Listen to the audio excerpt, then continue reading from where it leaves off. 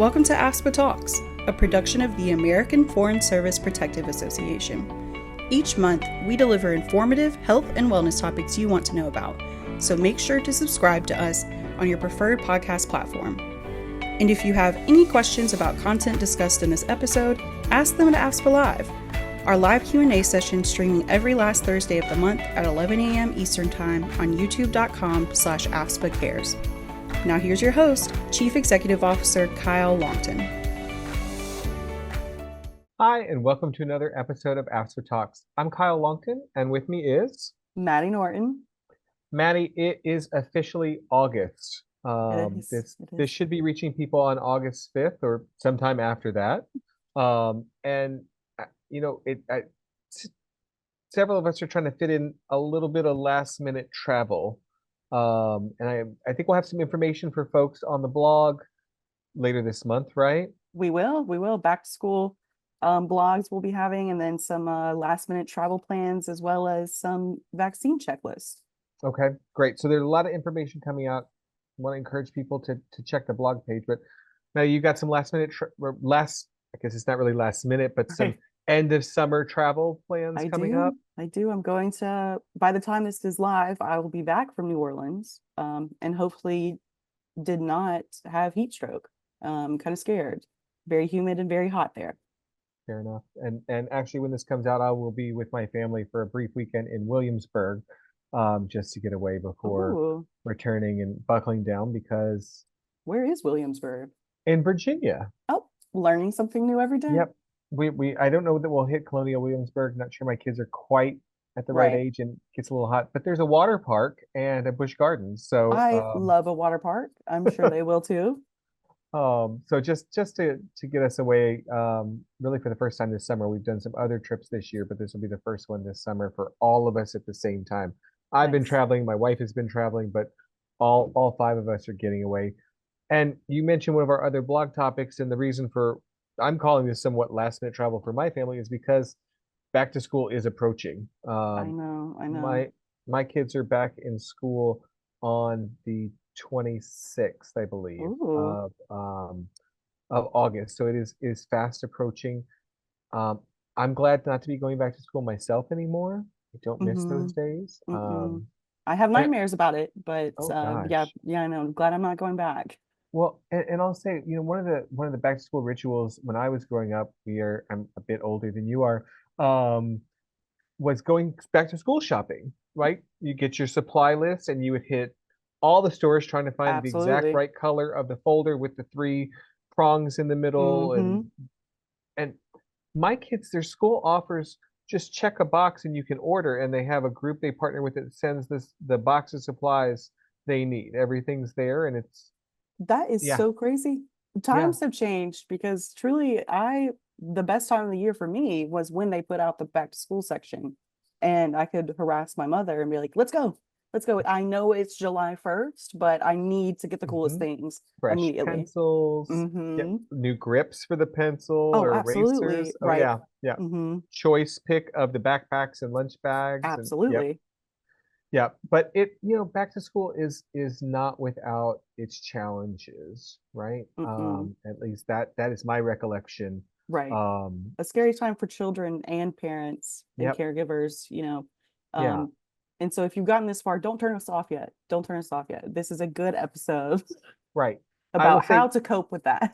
Yes, and I will say we were recording this section, this portion, our intro, after we've done the interview, and I would say I would watch a daily call-in show with our 2 guests. Watch or listen to. Exactly. And please don't be intimidated by the length that you may have seen of this episode. Listen to some of it, come back to it, because it's an incredible conversation. It is. And with apologies to Jones and Michaels, that'll make sense, but you got to hang in there for the rest of the episode. So while today's episode is longer than our typical episode, it's a hefty topic, because today AFSPA talks back to school preparation and mental wellness. And to guide us through that topic, we've got 2 fantastic guests. And Maddie, can you give us a brief snippet of their bios? Yes, of course. We have 2 guests who are so well versed in this topic. They have years of experience, and you can read that in our show notes. But to give you a brief introduction, we have Dr. Kendra Reed, and she is a licensed clinical psychologist and vice president of therapy at Brightline. She received her PhD in clinical psychology from Temple University in Pennsylvania. She completed her internship in pediatric psychology at Nemours Hospital for Children and her postdoctoral fellowship at the Stanford University School of Medicine in the Psychiatry and Behavioral Sciences Department. And then we have Irene Biscante, and she is a national board certified health and wellness coach and the vice president of coaching at Brightline. She holds a bachelor's degree in public health with an emphasis in health education and promotion from Brigham Young University, Idaho, and is currently pursuing a graduate degree in marriage and family therapy with a specialization in child and adolescent therapy at Northcentral University. And we cannot wait to learn all that they have to share with us. And we are very excited. Yep, and we won't make you wait any longer. So here's our interview. And welcome to Kendra Reed and Irene Biscante. Thank you both for joining us today for AFSPA Talks. Happy to be here. Thanks for having us. So glad to be part of this. So I have promised Maddie that I will not make this a personal counseling session for me. I have 3 kids going back to school in the month of August. So many families like mine are preparing for that return to school. And I'm just wondering, generally speaking, do you all have any recommendations for how parents can best prepare their kids for a successful start to the school year? And while I've got elementary school age kids, I'm guessing there might be different strategies you would recommend for older kids. This is a great question. In general, I think that the strategies are generally the same, but exactly how you use them would differ depending on both the child's age and just who your child is, and what their needs are. So some of the top strategies that I like to think of in preparing a child to transition or teenager to transition from those wild and carefree summer days back to the school year is to prep them for what their schedule is going to be like. So the 1 to 2 weeks prior to heading back to school, starting to ease back into when they're going to need to wake up. So maybe if you're waking up later and later, the summer months, you might be edging that wake up time earlier and earlier by, half-hour increments or so in order to help them ready their bodies for that earlier wake-up time so it's not such a sudden change. Same thing for bedtime, because you might be going to bed much later in the summer and you might need to move that a titch earlier in order to be ready.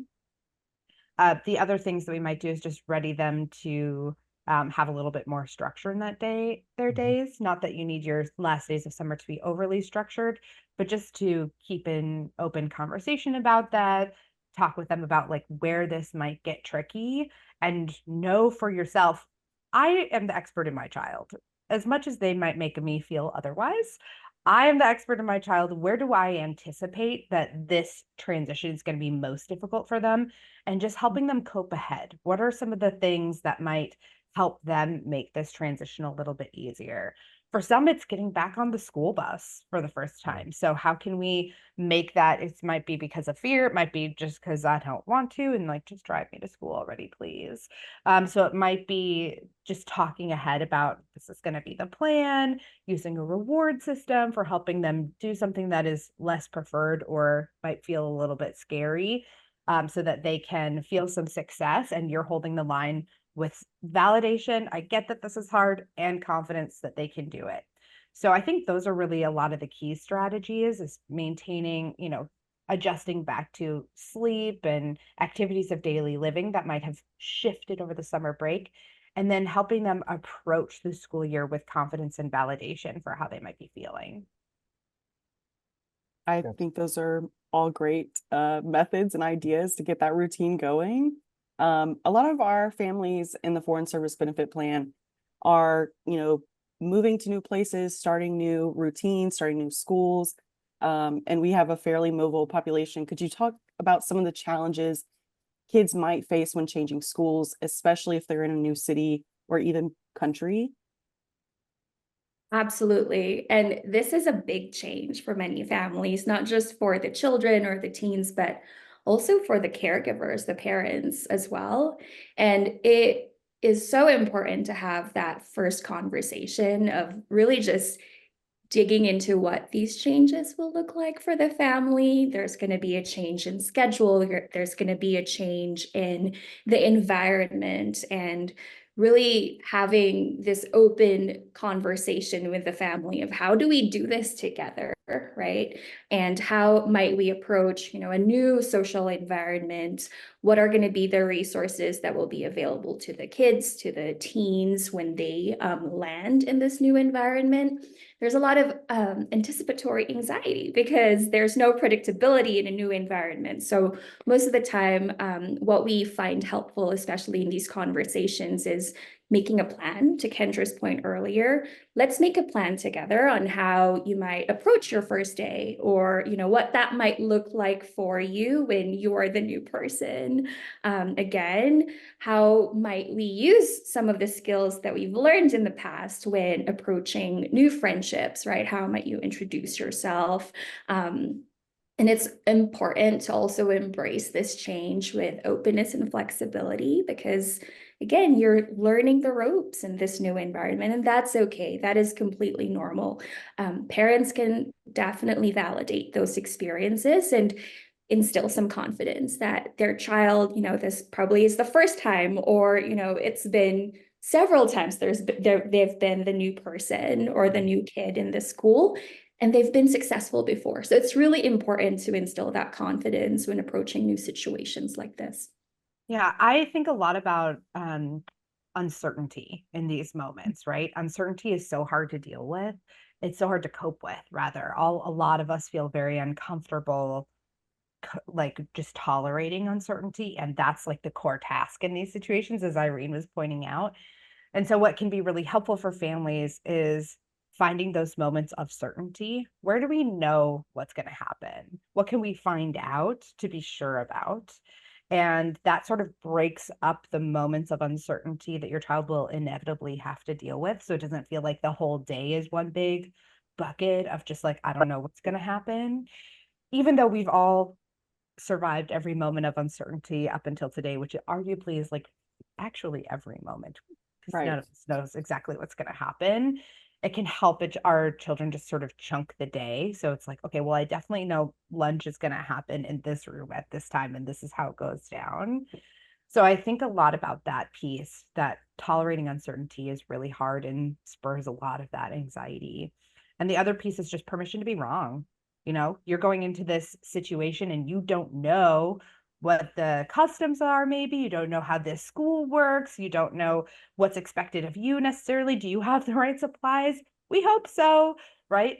So it's okay to be wrong, to mess up, to have not been totally prepared, because chances are other kids have been in this situation and the people at school are pretty understanding that you are brand new and you're learning, and they're going to give you a lot of grace typically. So I think remembering that as well can be really helpful.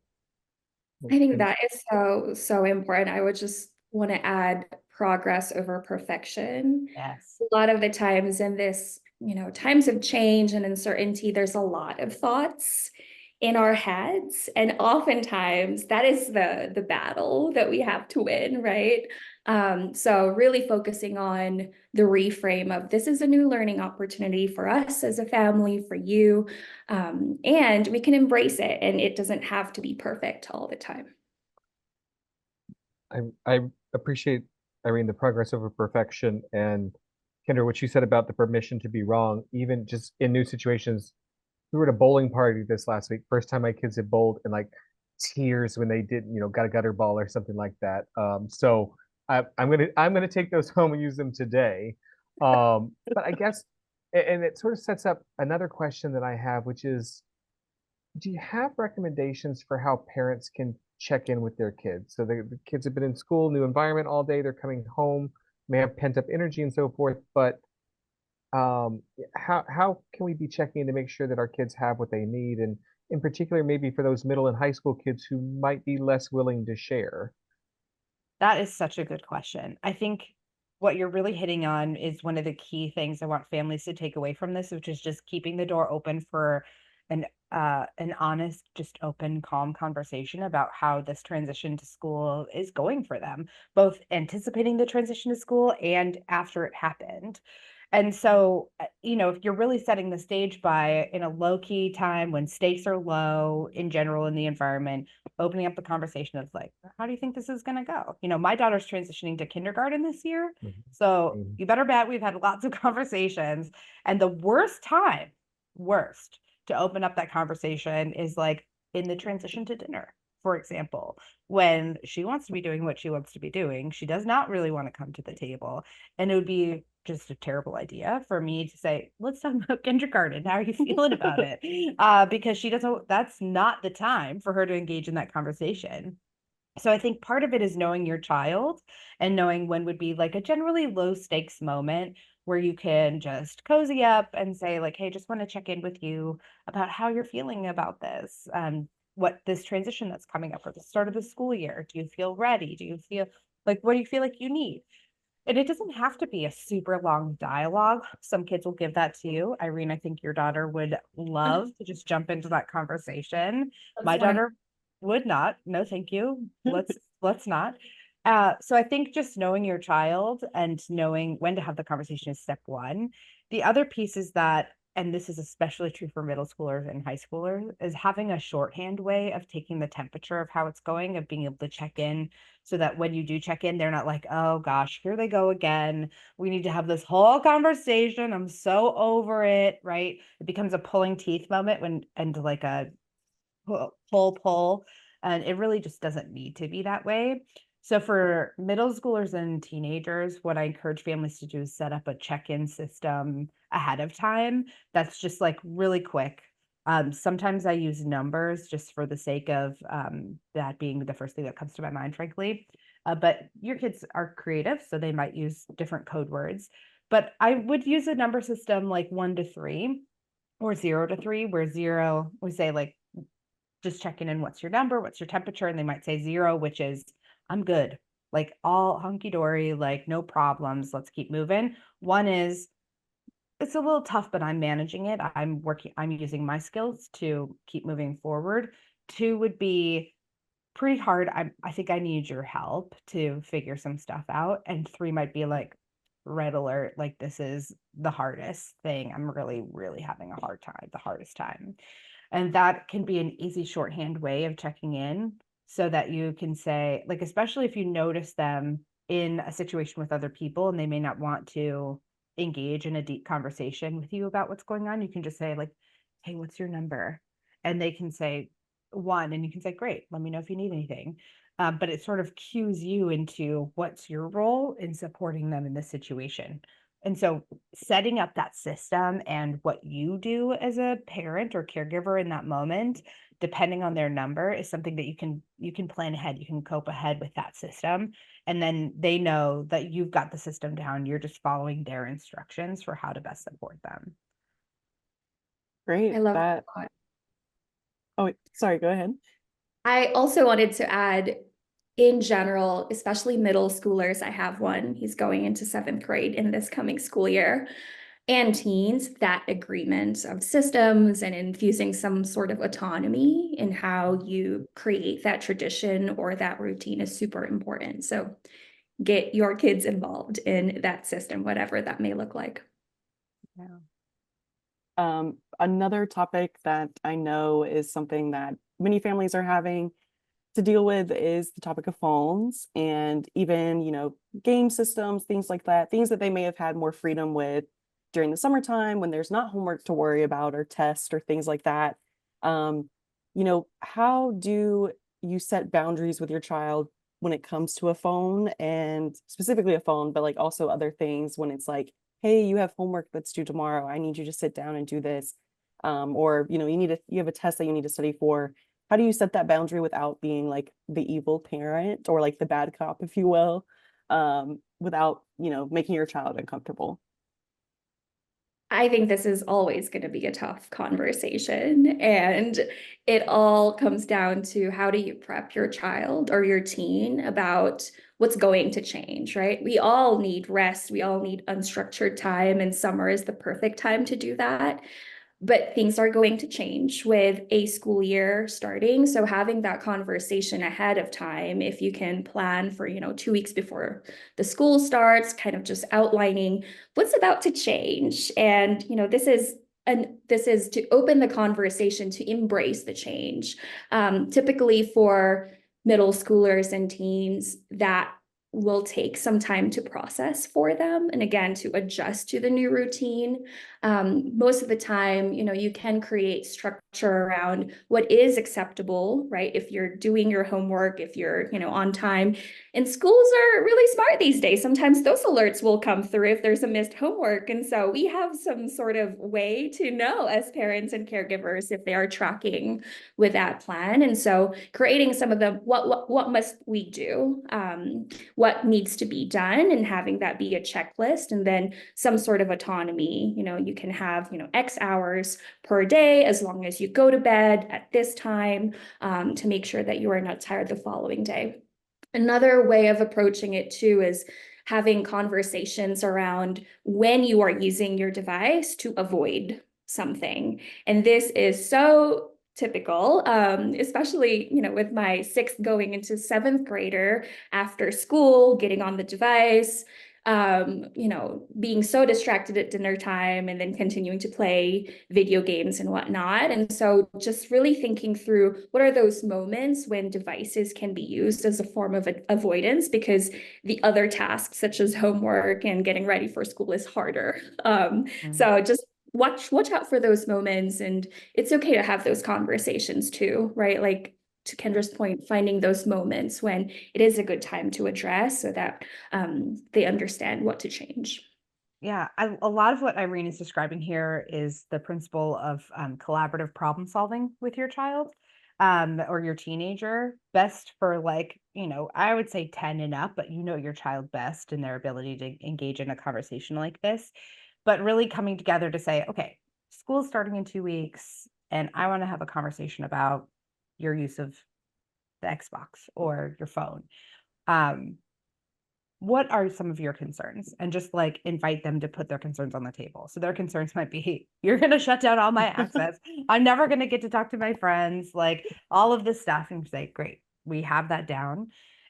Here are my concerns. My concerns are you getting enough rest, making sure that you get what you need to get done for school. We're, making sure that we are not aiming for perfection for anyone, just as a tip that we will cover again later, I'm sure. But what are your primary concerns as a caregiver? And so we have these concerns on the table and say, okay, let's together come up with some plans for how we might figure out what to do with the phone and the Xbox once you transition to school. And from there, you might come up with, I don't know, 7 or 8 different ways that the plan could go if your child is willing to engage in this conversation with you. You can put some ideas out there. One idea might be that you never get your phone ever again, right? Probably not the one we're going to choose, but we can get sort of like the all or nothing thinking out of the way so that we can put some of the other nuanced if this then that plans on the table. And then what you can do is say, okay, which one do you want to try first? And any plan that you choose has to be able to meet both parties' objectives. So it both has to meet the child's objective or concern of, not completely losing access or whatever it is that they share. And the other concern, it also has to meet your concern of making sure that they get enough rest and get what they need to done. And then we just try it for a week. Use all of that data that Irene was talking about. You can get it so quickly back from schools, and then see how it went. And then you have objective information to say, did our plan work at least 80% or so? And if not, then should we tweak it or pick a new plan? But if it did, great, let's keep going. Let's keep improving upon our score from this year or this week. So I think a lot of that can be a way of inviting your child into how to problem solve rather than just setting down an authoritarian rule where they're just going to rebel against it and also not know how to problem solve for themselves later on in life when we can make our own rules. Do I watch The Bear all in one night to the expense of my sleep? No, I should probably make a different choice, right? So you're helping to set them up for how to problem solve when these like, oh, should I or shouldn't I? How do I weigh these different priorities comes up later. And I say all this just to double underline what Irene was saying about giving moments of autonomy and choice in these plans. And then we can always try something, even if you're like, I don't really know if that's gonna work. That seems a little bit, I don't know. You can say, let's try it for a week. Let's see how we're gonna know that it's working. And then we try it for a week. You check in on Saturday or Sunday and you say, how did that work? What should we do next week? To help them to engage in that self-reflection. And I'll just say in my house, we've struggled with sort of, okay, if I'm going to turn the TV off, you have to I tell the kids, they got to turn the TV off. They say, okay, you got to put your phone down, or put it away from the table so you're not distracted by it during dinner or something like that. So meeting them there, I think that has been helpful because my kids don't have their individual devices, but yet I'm sure that day's coming sooner than I wish. I know. Now Yeah, I will say we have to be good models for that too, right? We right, also have to right, be exactly, exactly. So we're very fortunate to have Kendra, you here as a psychologist, Irene, you here as the VP of coaching at Brightline, and so it brings up a question that I think people who are thinking about Brightline may have, and it's sort of they can go back and listen to another episode we did recently about mental health coaching through another partner, but everybody may have a little bit of a different approach to it. So I'm just wondering if you all could give us a picture of how coaching and the care level differ when it comes to Brightline. Yeah, absolutely. I can start. Behavioral coaching is really a preventative early intervention for families. So if you're thinking about, I'm getting ready, I'm gearing up for this new school year, I just want to learn more about what strategies might be helpful for my child. We provide services for parents and caregivers. So coaching can be between a coach and the adult, and we talk about strategies. We've been discussing here, been talking about making plans. So if you're looking for some guidance and some expert support into how you might create a plan or establish a routine, coaching can definitely help. We also provide coaching directly to children in partnership with their parent or caregiver. A lot of our members actually really enjoy social emotional learning, which is really just prepping their children to gain those skills and develop new habits, right? To help them navigate the world. It's always changing. And then Kendra, do you want to talk a little bit about our services? Yeah, I think what's really interesting, so care services or clinical services really are at that point where the concern that you would like some support with is really interfering in your child's life or your life as a family to the point that it would warrant essentially like a clinical diagnosis. And it's hard to know that as a family going in, but I would think about the length of time that it's been an issue and like how much it's like messing up your life or your child's life. That might warrant more of a clinical approach. And so a lot of the strategies that our friends in coaching use are very similar. They're all based in, well-researched, evidence-based care strategies, intervention strategies like cognitive behavioral therapy. But at some points, the complexity of the situation warrants like a clinical lens. And that's when therapy or our psychiatry team may be pulled in as a better support for families. The reason why I think coaching is also so innovative is that historically, families have had to wait until that time where they were like, I'm sure it's a problem now. I'm sure it's clinical now. Now I can get help, right? It's sort of been the wait and see. Maybe it'll get better, but then we have to like prove medical necessity before we like get to clinical services. With coaching, you don't have to do that anymore. You just have to want help for something. And then there are options for you. If it meets clinical necessity, meaning like there's a clinical diagnosis that's warranted, our clinical team is there to help you. But if not, our coaching team is there to support you. So there's really a level of intervention for whatever the family really needs. And that is so important in the spirit of what Irene was saying in terms of early intervention and preventative services. We can catch things earlier. We can course correct much earlier, just right at the point where we're like, maybe we should try something different. This isn't going exactly the way I'd hope.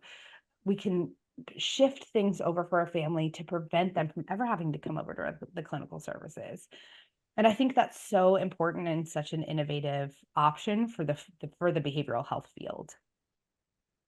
And one thing that I really love that Brightline is able to do is we're all a part of the same care team. So we use the same measurement-based care systems, we track progress, and the charts are shared across our coaching and therapy teams. So if there is an internal referral from coaching, say, a certain behavior has escalated, there's a lot of stress in the family, it is so easy to process an internal referral.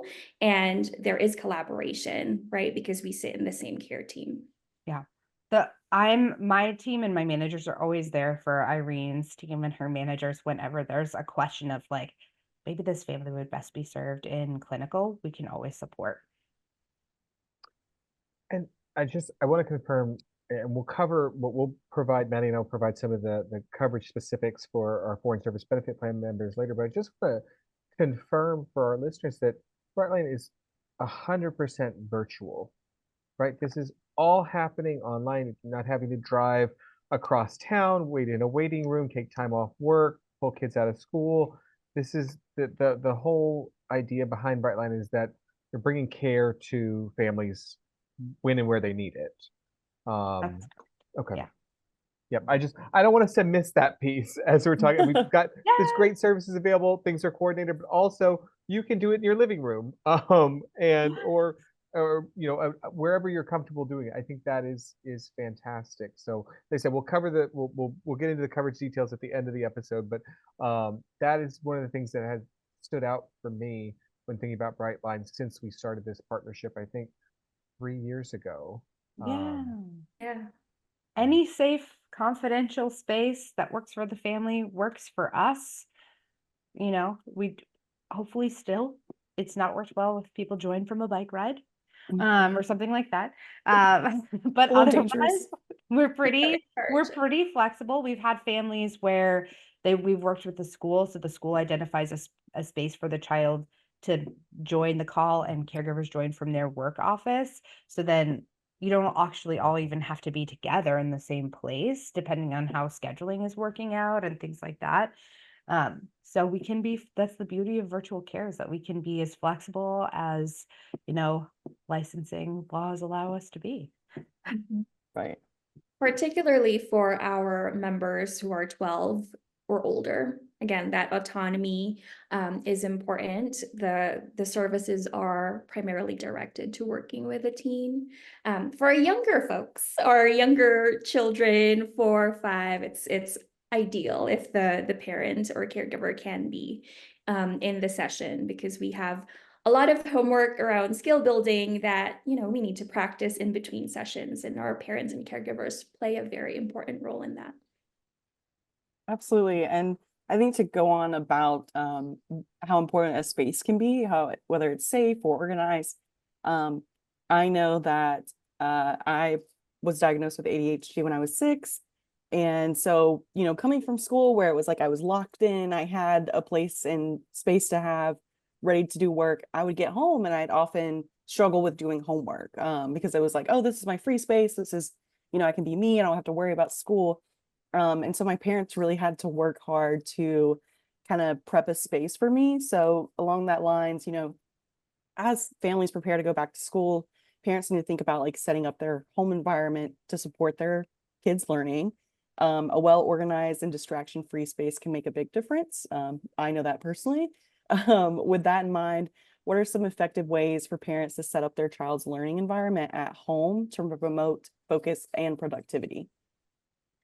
I love that so much, and can validate that environments can really support organizational skills and really executive functioning, right? Which for many of our children, they continue to develop that. School helps, your social, emotional environment helps as well. Back to school season is so popular when it comes to coaching around organization, time management, and planning. We actually have a dedicated program for this, and a very important component of it is working with the child and the caregiver. To your point, it means creating the space together, creating plans that work, looking at the schedule and seeing, oh my gosh, we have 5 different extracurricular activities. No wonder my child can't get homework done, right? It's really just looking at what data exists right now and what might be some of the challenges that the environment and our schedule is posing to us, and how do we change that? How do we create a space where the child can sit down, distraction free, and really focus on, the top 5 activities that need to get done in a realistic timeline.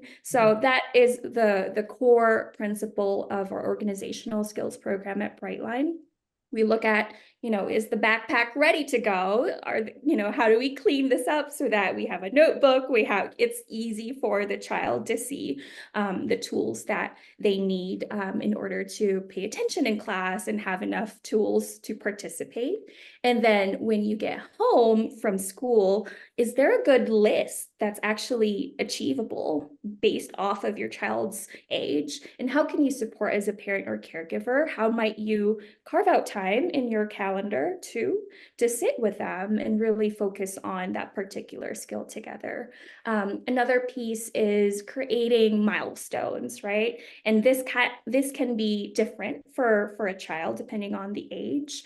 And so creating that autonomy for them to start planning their own calendar, creating their own schedule, creating their checklist, and you validating and praising and rewarding that sense of ownership of their responsibilities as well. Absolutely. I think this is a really key place to talk about caregivers. You probably heard Irene say those words a lot in that last sentence, or this last several sentences about caregivers and parents. And I think this is key because whether we're talking about coaching or we're talking about the clinical level, this is a place where we might get less buy-in from the child themselves. It's either like they're just not really engaged in what we're here to talk about. They don't really see the benefit of like, why do I need to be that organized? What's in it for me? The other piece is that it just might be particularly hard for them to sit to like learn this and carry the skills forward because of the symptoms of ADHD or other concerns that they might be experiencing. And I just wanted to take this moment to emphasize that at Brightline, we really involve caregivers quite a lot in care. It does not mean that if your child or teen is also in care that we're giving you a transcript of everything they're saying, people would stop talking to us very quickly. That is not how it works. But we know that caregivers are really key to the solution here.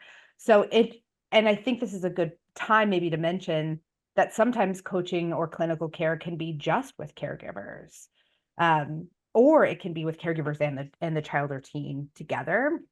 You can have your one-on-one time with your provider as well in that sort of dyadic experience. But a lot of the research shows us that there's a lot of effective intervention when you work directly with caregivers because they have the fully developed brain in the room. They have more control over the environment for the family. They're making more of the decisions. So they can really structure the environment and put in these guardrails in place to really help the child be successful and learn from their environment. And that is much more successful than just like one-on-one time with the child where the caregiver is never involved. That's certainly not how we would do it for this or really for any other intervention. But I think this is a particular one where caregivers, we pull them into care quite a bit more because of how they can help structure the environment. Both have touched on this a little bit, but I want to see if we've missed anything. We've talked about the environment, but also how key that is to building skills, and kids need not only the organized or specific environment, and Irene, to what you were saying, sort of the time, not only just the physical space, but actually the time to achieve what they have on their list. But how do you have any other recommendations on how parents can assist children in building skills and the time management habits on their own for their responsibilities both inside and outside of school? That's a really great question. And I think the core piece here is motivation.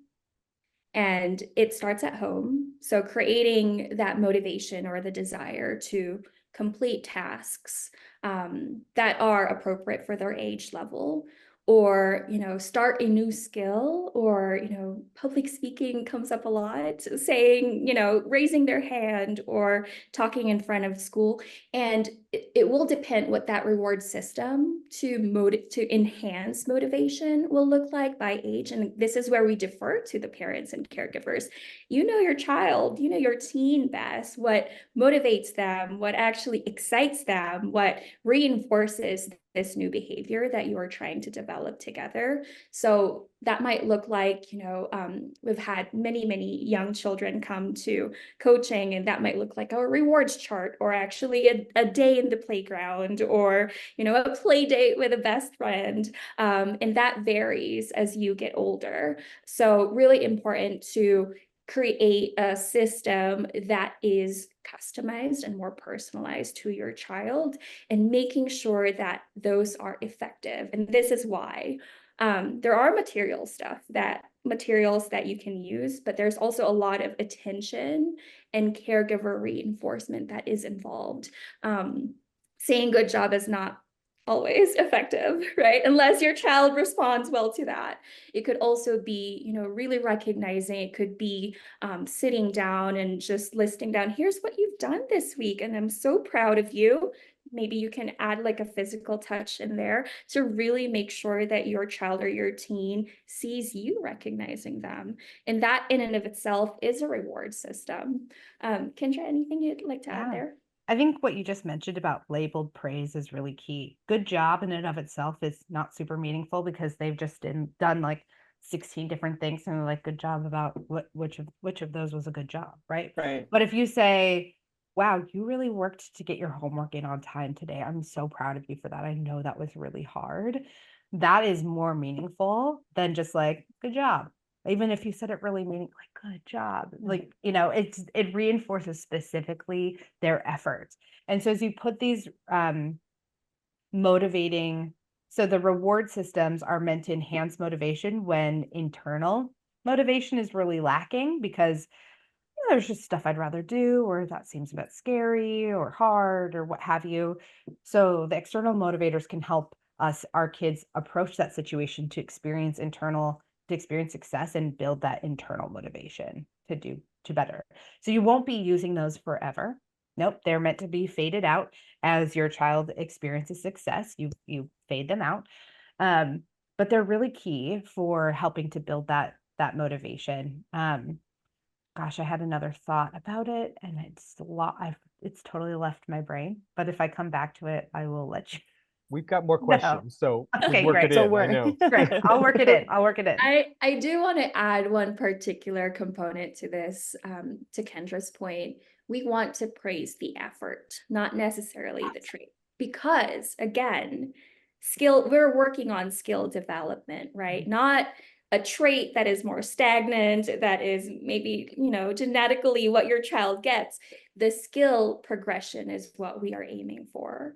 And we always want to have that be specific to, you worked hard on completing your homework or your assignment. You chose to not watch TV instead, right? And making sure that is clear when we are giving praise. Is that what you were thinking? 100%. We sometimes share a brain, and you just saw that happen in real life. So we work too close together. Yeah, it's true. That was great. I'm kind of switching to another topic, but I don't know if you guys are familiar with Modern Family. Yeah. Okay, perfect. But this topic made me think about it. A lot of times parents have strong opinions and expectations about their children's academic performance and social interactions. And they can be based on misconceptions. And I'm thinking particularly of a scene where Claire goes to like a PTA conference, and she's asking like the guidance counselor or the teacher, she's like, okay, if my kid's doing all these extracurriculars and also doing homework and also preparing for college, when is my child supposed to get all of this done? And it was one of those like realization moments where she's like, oh, my kid isn't just like laughing it off, or like, not paying attention enough or not doing enough work. Like they just don't have the time to do everything at once. So I'd love to know, what common misconceptions parents might have about their child's academic performance and social life, and how they can address these misconceptions to support their child better. Oh, there's so much to unpack here, so many Right. different possibilities. But I'll talk a little bit about a few of my top, um, the top examples that are coming to my mind. One, and if there's one word I could ever ban a parent from saying, it's the word lazy. Um, One misconception I often get is that my child's just lazy. Right. Um, and I never believe that to be true. I don't think that's true of any child. I think that their motivation, as we were just talking about, may be different than their parents' motivation for them to engage in a certain activity, whether that's homework or going out and practicing. I'm not a sports person, I was a theater kid, but like whatever that sports thing is that they need to practice to be better at that sport. Um, so or practicing their lines or their music, if they are practicing less or doing less, a lot of times we'll hear parents say like, oh, they're just lazy. But to me, that's always a clue to say, what is their motivation for whatever it is that is going on? Why might it be different than their parents? Maybe it's because the work is more difficult. Maybe it's because it's too easy and they're sort of like offended that they still have to do this. Or because if they can put it off and they're always the person that like pulls it out at the end and they get an A even if they've worked on it for 5 minutes. Or maybe it's because they have a true learning problem that we just really haven't uncovered. So it's really very difficult. They have no idea what this is actually about or what they're supposed to do. So it's really painful to approach it. Or it might be that, actually they just have completely lost interest in playing the piano. And it's really their caregiver's lifelong desire for them to continue to play the piano and really not theirs anymore. And they're just coming to this point in adolescence where they're saying, like, who am I? What do I really want to be doing? So I think what I would want caregivers to do is whenever they hear themselves use the word lazy or whenever they feel the urge to do that, to stop and say, what might be other explanations for why we're seeing this difference of motivation in my child? And that opens up a lot of different conversations depending on what they learn. Even just coming to their child and saying like, hey, I'm really noticing that I've been the one pushing you to play the piano. And I'm noticing you don't seem so motivated. Like, tell me what's going on there. Just putting out like what you're observing. Your children will correct you if you are incorrect. They're pretty good at that. My 5-year-old does an excellent job of correcting me when I have a misconception about that. But I think just opening up the conversation in a calm way where it's like, hey, expectations off the table. I'm just noticing this distinction. And I just want to know like what you're thinking about it. What's making this particularly hard or tough or just not something that you want to do? All answers being okay. So I think that's really important.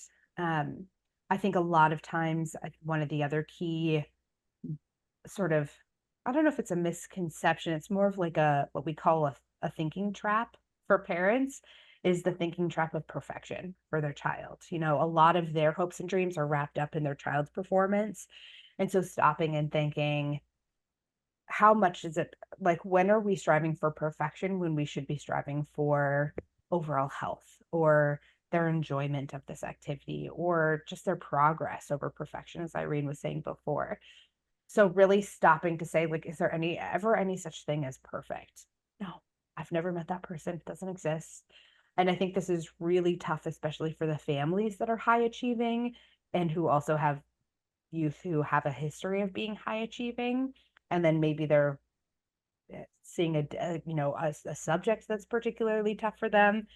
I'll admit for me, that was physics. Didn't matter how much I studied for it. I never understood it. Didn't matter. I just couldn't get it. Right. So it might be a particular subject, or it might be that, in a family where either they've all been super high achievers or there's been a lot of pressure for the children to achieve and make this next generation different than the generation before. there's just a lot of that pressure. So finding ways to alleviate that and say, hey, what are you interested in? What makes this thing particularly hard? It might be a thing that you just have to do, even if you don't love it. Like for me, physics, I had to get through this semester, right? So how could I make my way through that with support? And let go of ideas of perfection, let go of ideas that I needed to get an A. My job was to do the best that I could and to try. And so how can we emphasize that over this idea of perfection? And I think that the third one is that really the third misconception I have from parents is that our children are just like, it's not something I've ever really heard a parent say out loud. It's just sort of like the reading between the lines, the subtext is that our children are not allowed to have big emotions. Is that if they have a big emotion, it means that there's something wrong with them, when really our children are all allowed and expected to have the full range of human emotions. They're all expected and allowed to feel anxious sometimes, to feel sad sometimes, to feel happy, to feel excited, to feel disappointed, to feel shame, to feel like there are all of these feelings that we feel as humans, and they all serve some purpose for us. And the presence of an emotion doesn't mean that something is wrong with your child, because as a psychologist, I can tell you that there's no way to just like get rid of a whole emotional state. They all tell us something to some degree. It's just about the amount to which your child's experienced something. So I want parents just to pause and reflect whenever they say, oh, don't be anxious, don't be scared, don't be worried, don't be sad about that, like, and just sort of like blowing off the emotional state. Because first of all, that never works to just say, oh, don't be worried. Oh, poof, my worries are gone. Thank you so much. But instead we want to approach with validation. Like, I understand this is hard for you. I get that you're really worried. I understand that you're sad, or that you feel guilty about, whatever it was that happened. And to encourage them with confidence to approach the situation again. Like, I get you're really worried about this physics test, because this has been really hard for you. And I know you can approach this. I know you can keep working on it, even if you don't do a perfect job. And so I think that combination of validation and confidence, again, as a parenting strategy, is really important in the face of our children's emotions overall. Irene, anything you'd add to the I parental? really love everything that you said, and just want to emphasize too that parents are primarily driven to make sure that children succeed, right? That children survive. And so there's a distinction between when you are in survival mode and when you have this all or nothing thinking. If my child is not in all of these 10 activities, then their future is ruined. And so I think that reflection of how much of this is driven by a survival instinct versus when are we being realistic? And actually, this is an opportunity for us to look at my child, see what they're interested in, actually pave the way for them to thrive and pursue what is most interesting or what resonates better for them. Absolutely. I think that's one of the things that comes up for me is that, as Irene and I are both parents as well, and so we can speak firsthand and like theoretically that we are not built to tolerate our children in distress. We are built, back in the days when our children's distress meant like actual survival, we were built to rescue them, save them, to keep them safe so that our family line would continue, right? Now our children are experiencing distress in situations that are not life or death, as Irene was mentioning. It's our survival mode trigger is going off, but it's about this math test. And so it takes a moment for us to pause and say, hey, it's actually not my goal to rescue them from this situation. It's my goal to help them figure out their way through it rather than pull them out. And I think particularly around anxiety, this is where we get to this place of what we call parental accommodation, where parents change the environment so much that their children never experience distress. And then that becomes really hard because both the parents are like, they're sweating because that's really hard to do. There are so many things that could be anxiety provoking in the world. And they're typically removing them from opportunities where they can learn that actually, hey, they could do it. Or, hey, like, it might feel hard, but if we ride this wave of anxiety, I learned so much more about what to do or what I can do or how successful I can be, that the next time it's not going to be that bad. But every time we rescue them from situations where they could learn, they learn, you're right. Even my parents think I can't deal with this, right? It is too much for me. I can't handle it, which is the opposite thing of what we want them to learn. So I just thought that was a good point, Irene. Great segue. And I would say it's absolutely a great segue. And I will just add, when we're talking about expectations, and I think this bridges the last question, and the next one that I have is that, one thing we haven't talked about is siblings and having different expectations for siblings. I have twins, and then a younger sibling for them. uh, I'm trying to approach each kid as an individual rather than, well, your sister did this, why can't you? So I appreciate everything you all talked about, because it just applying it on an individual level. But I think also we started going down this road, but there are challenges that come up throughout the year. And kids need to be able to cope with those, and build up resilience. And I'm just curious, beyond what you've already said in terms of not accommodating and changing every little thing when we're not talking life threatening. Obviously, like, how else can parents support their children in developing skills around resilience and coping and managing stress and so forth? Absolutely. Great question. We could spend a whole other hour just like deep diving into this. So I'll just do another like my top list of ideas.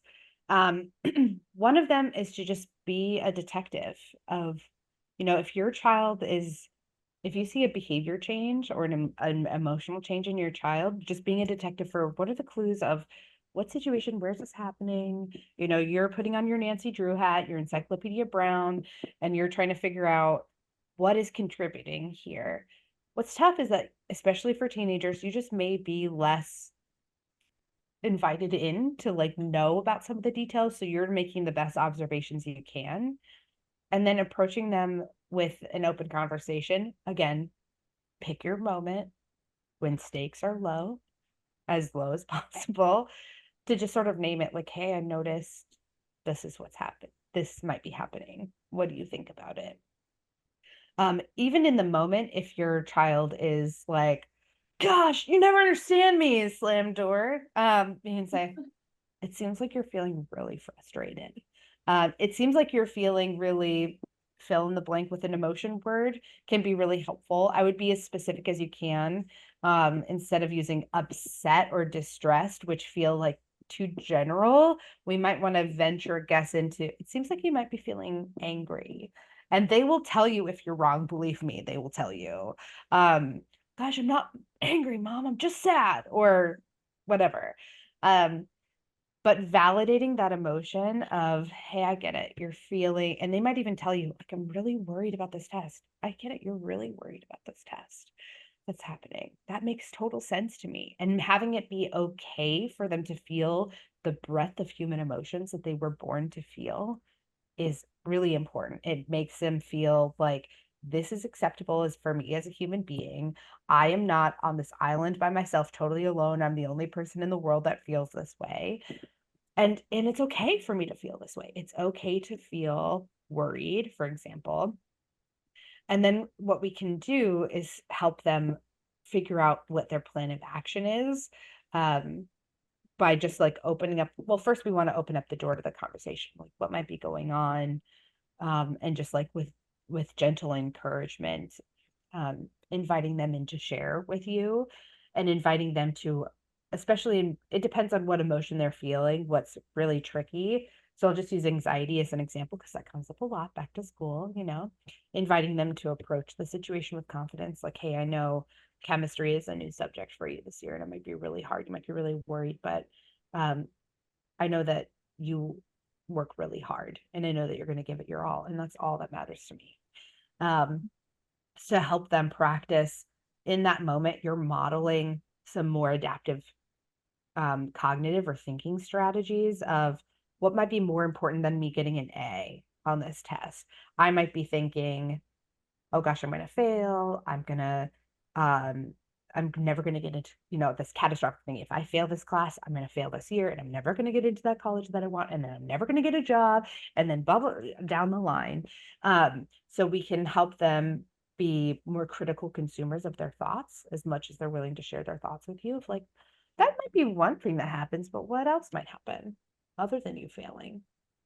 And your kid best. So whether like it makes sense to bring up, like, have you ever failed another test before?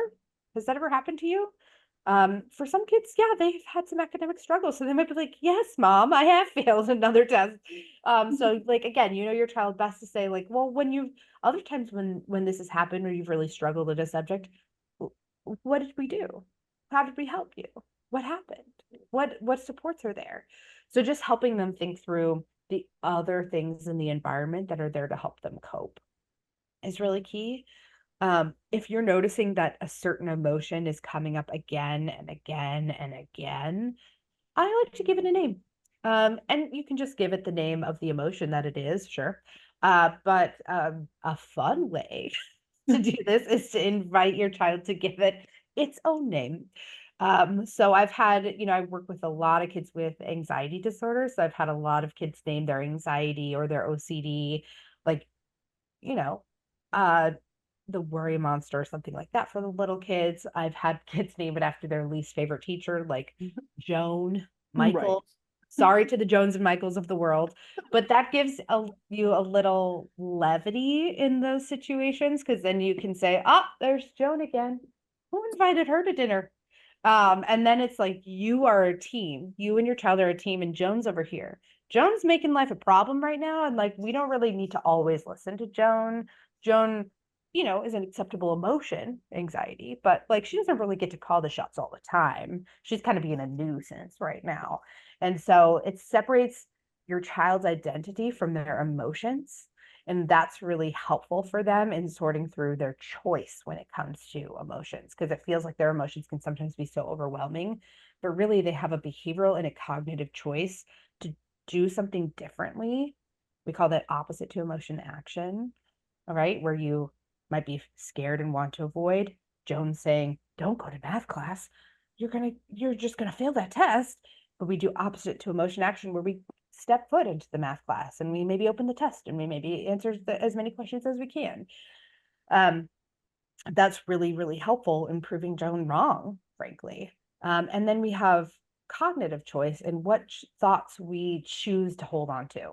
So there might be thoughts that Joan's like grabbing, like, you're going to fail, you're going to the worst, never going to go to college, all these thoughts, but we can say, I didn't choose those.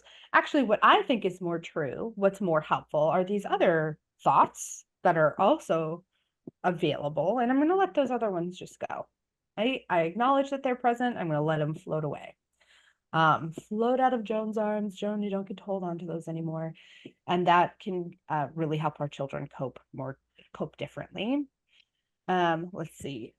I think we've mentioned some of the other skills already, just active listening and validating their experience, and coping ahead for the situation, anticipating where the difficulties might come in, and making a plan for how you're going to cope with that.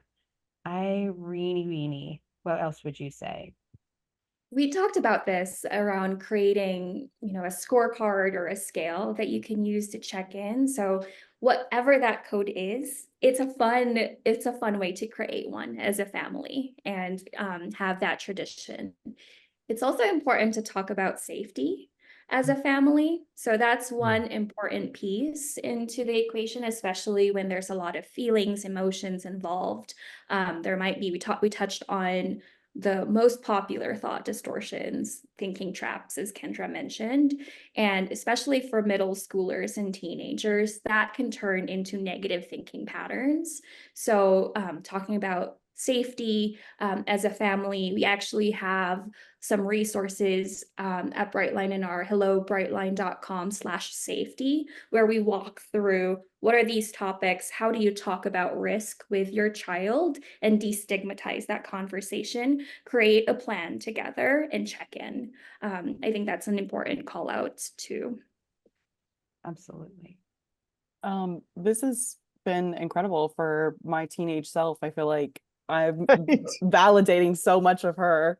Um, but to kind of pivot to another way of how we can support children is, teachers and even guidance counselors and extracurriculars are spending, 7, 8 hours a day sometimes with your child. And I think that, connecting with the teachers and the guidance counselors, extracurriculars, coaches, whoever, can be really resourceful when it comes to supporting them. So, what roles do teachers and school counselors play in supporting students' transitions back to school? And how can parents work effectively with them to benefit the children? Oh, absolutely. I actually wish we'd been talking about this all along in because I would involve teachers and counselors in every other bucket that we've talked about thus far, as much as you're willing to and as they're able to. But I think one of the key things that you can do here is develop a plan with the teachers or counselors. Um, your Depending on the makeup of your school, and I know a lot of your team is in other countries, so the school environment might be different. It's super different in the US district to district, and certainly varies a lot in other settings. But just knowing who's possibly on your team, who are the teachers that your child interacts with, who are the other supports that might be counselors, school psychologists. There might be, if your child has an IEP or an individualized education plan, there might be IEP representatives or speech language pathologists or just other supports, the principal, the vice principal. There's so many people at the school. And depending on your school, you're going to have a different team that's available to you. But I would at least start with the teachers, especially if you're noticing a pattern of something that you would like to work on or something you're worried about. I might just open up the lines of communication with the teachers to say, hey, I had this on my mind. Can you just let me know if you're seeing anything about this or anything else for us to check in about? And schools these days are really great in having many different avenues to communicate other than just email or by phone. There might be portals where you can easily check in, or they could send you information quickly back or leave notes to you based on the assignment that they sent back. So just keeping those lines of communication open, and really knowing that your teachers have, they're just doing the most, our teachers, that they have limited time to do like super lengthy debriefs about every child every day. So thinking through like what's a sustainable communication plan that works for both parties, where you get the information you need, but also they have the bandwidth to actually get you that information. So quick check-ins with them as well. Maybe they can rate certain concerns that they're seeing, or how your child's behavior is in the classroom, or their apparent anxiety, or different things like that. And that's where I would also work with them to set goals. So say your child is working on, just to bring back an example Irene gave earlier on, raising their hand in the classroom to share or talking to peers. We might set a goal together so that we're working on the same thing and use the same strategies for how we're going to encourage the child to do this. The teacher gives information back to the caregiver about like how that goal progress went over that day or that week. And then the caregiver's responsibility is to reinforce that at home, both with their praise. Wow, look at this. I'm so proud of you. You're really working hard on this. And possibly with like a reward system. For little kids, that might be a reward chart with stickers or smileys that they can turn in for prizes. Again, not all prizes have to be like a material thing. It can be a lot of special time together. And then for teenagers, it might look different. It might be special time you know, with their peers or earning gas money. Yeah, exactly. So what exactly they're earning varies depending on your child and their age. I just did this yesterday too. You can pull up your school calendar and look at all of the moments in which you could meet with your teacher and have that be ready. We do have those check-ins every quarter or so, so that could be one effective way.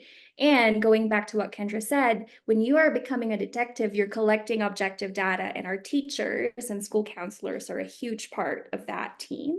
I actually worked with one of my children's teachers about leadership. And so creating space for my middle son to practice leadership skills is one of his upcoming goals this year. And again, you can communicate via email or just use the standard check-in times that you have on the calendar.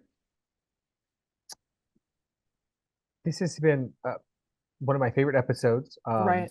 Apologies to other guests we've had, but this has been great. And before we wrap up, I guess I just want to ask each of you if there's anything you feel like we've missed, or anything that you would add to our discussion today. So, Kendra, I'll start with you. Anything? I don't think there's anything more I would want to say. I think all the key pieces of information are in there. Okay. Yeah, Irene? I think the takeaway is that parenting is hard and you don't have to do it on your own. There's a lot of resources now. We are parenting in the digital age, and there's a lot of supports that can be available to you. And we don't expect parents to be perfect either.